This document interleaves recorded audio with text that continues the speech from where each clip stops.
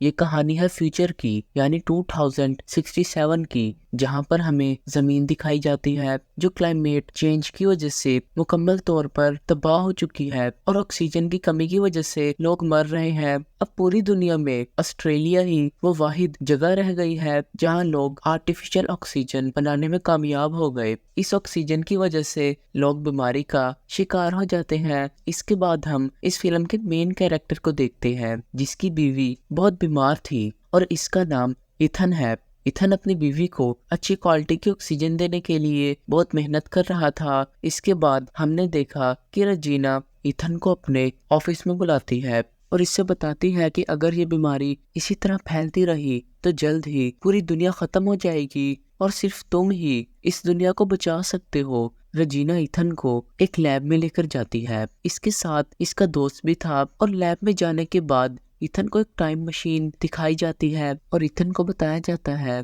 कि ये machine Ethan के डैड ने बनाई थी। रजीना कहती है कि इसे सिर्फ तुम ही चला सकते हो क्योंकि इस मशीन का एक पार्ट आपके हाथ में एक घड़ी की शक्ल में है जो आपको आपके डैड ने दी थी। घड़ी के बारे में सुनते ही एथन को याद आया जब बचपन में इसके डैड ने इसे ये घड़ी दी थी। इसके हाथ से बहुत खून बहा था और ये घड़ी इसके हाथ में फिट हो गई, लेकिन एथन ने इस घड़ी के बारे में अब तक कुछ नहीं सुना था और अब एथन को बताया गया कि इस टाइम मशीन से एक मैसेज आया है जो कि फ्यूचर से आया है और मैसेज में आपको 400 साल पहले यानी फ्यूचर के अंदर भेजने की बात हो रही है। अब डॉक्टर इसे बताते हैं हमें पता चला है कि आज से 400 साल बाद दुनिया एक बार फिर नॉर्मल हो गई है और वहाँ की हवा बिल्कुल नॉर्मल है, यानी वहाँ का माहौल फिर से रहने के काबिल हो गया है। डॉक्टर अब बताता है कि आपको वहाँ से ऑक्सीजन और पौधे इकट्ठे करके यहाँ लाना है ताकि हम यहाँ की जिंदगी को फिर से ठीक कर सके। एथन को लगता था कि शायद ये सब लोग मेरे साथ कोई मजाक कर रहे हैं और अगर वाकई में ऐसी कोई सूरत हाल है तो एथन जाना नहीं चाहता था क्योंकि इसकी बीवी बीमार थी। अब इसके बाद हम एथन को अपने दोस्त जॉर्ज के साथ देखते हैं जो इसे फ्यूचर के अंदर जाने के लिए राजी कर रहा था, लेकिन एथन अपने बाप के जैसा नहीं बनना चाहता था। इसीलिए वो नहीं जाना चाहता था क्योंकि इसके वालिद इसकी मॉम को छोड़कर चले गए और इथन की मॉम की मौत के बाद जॉर्ज ने इथन का बड़े भाई की तरह ख्याल रखा था। इसीलिए इथन अपनी बीवी को अपने बाप की तरह छोड़ना नहीं चाहता था, लेकिन जॉर्ज ने इसे समझाया कि देखो तुम्हारी बीवी बीमार है और इसके इलाज का वाहिद तरीका ये है कि तुम फ्यूचर में जाकर पौधे यहाँ पर ले आओ ताकि यहाँ का माहौल ठीक रहे। घर जाकर जब अपनी वाइफ से कहता है तो इसकी वाइफ ने भी इसे फ्यूचर में जाने के लिए कहा। अब अगली सुबह बहुत सोचने के बाद रजीना के पास जाता है और इससे कहता है कि ठीक है मैं जाने के लिए तैयार हूँ। इथन को एक सूट दिया जाता है जो इसने मशीन में जाने से पहले पहना था। अब इसे एक डिवाइस भी दी जाती है जो एथन को माजी से जोड़े रखेगी। एथन को मशीन में बिठा दिया गया और वो टाइम सेट करके मशीन को ऑन कर देते हैं।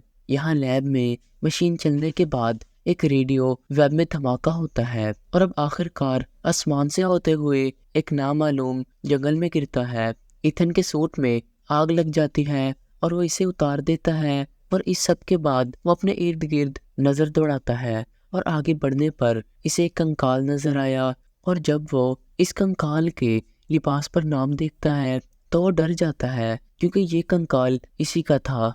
इथन को इन साइंटिस्ट की डिवाइस मिलती है। ये सब देखकर इथन बहुत डर गया।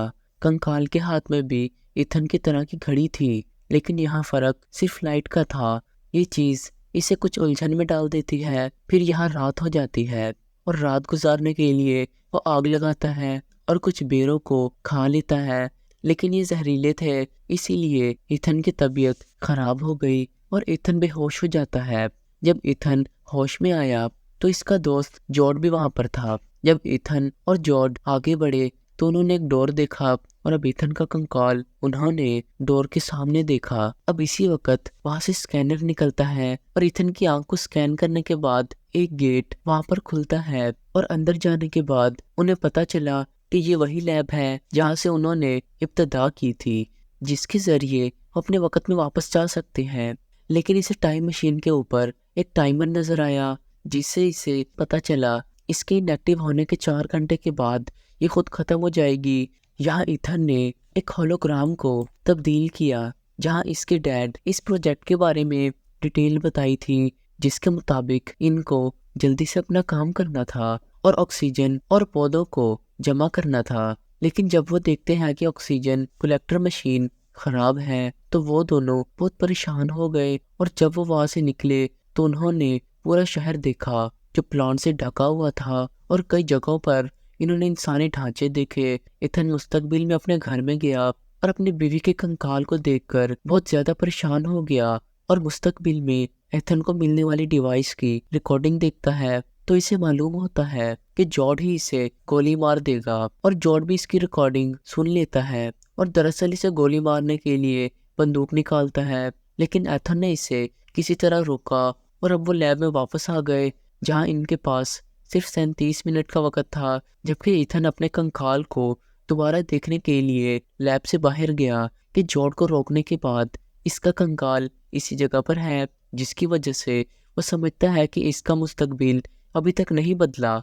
इसलिए अब अपनी डिवाइस की बैटरी निकालकर इसे मुस्तकबिल के डिवाइस में डाल देता है। जहां वो वीडियो देखता है वो इस जगह पर आता है जहां पर जॉर्ड ने इसे मारा था।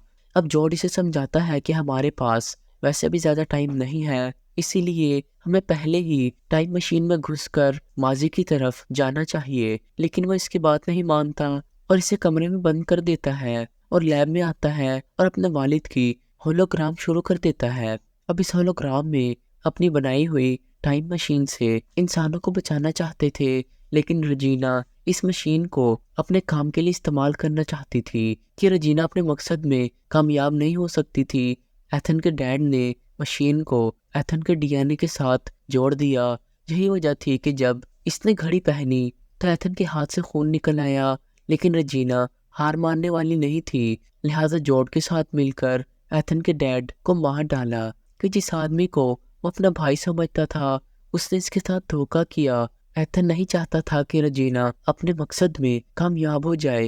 वो टाइम मशीन को तबाह करने वाला था। फिर जॉर्ड वहां पर आया, उसने इसे रोक लिया। अब जॉर्ड इससे कहता है कि रजीना ने मुझे भेजा है क्योंकि जब तुम इसे ठीक करो तो मैं तुम्हें मार डालूं। लेकिन जॉर्ड ने भी एथन को अपना भाई माना, इसीलिए वो एथन को मारने से पहले खुद को गोली मार लेता है।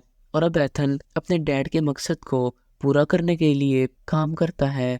इसके बाद वो बहुत जल्दी ऑक्सीजन जमा करने वाली मशीन को ठीक करता है और पौधों को मशीन में डालकर माजी में भेज देता है। लेकिन वो खुद माजी में नहीं जाता, यहाँ पर डैड के कत्ल और रजीना के मंसूबे के एविडेंस भी भेज देता है। रजीना का पूरा प्लान तबाह हो जाता है और वो गिरफ्तार हो जाती है, और फ्यूचर के अंदर वो खुद ही टाइम मशीन को तबाह कर देता है। और अब एथन लैब से बाहर आता है तो उसे वहां पर कोई भी कंकाल नजर नहीं आया, जिसकी वजह से वो समझता है कि फ्यूचर बदल गया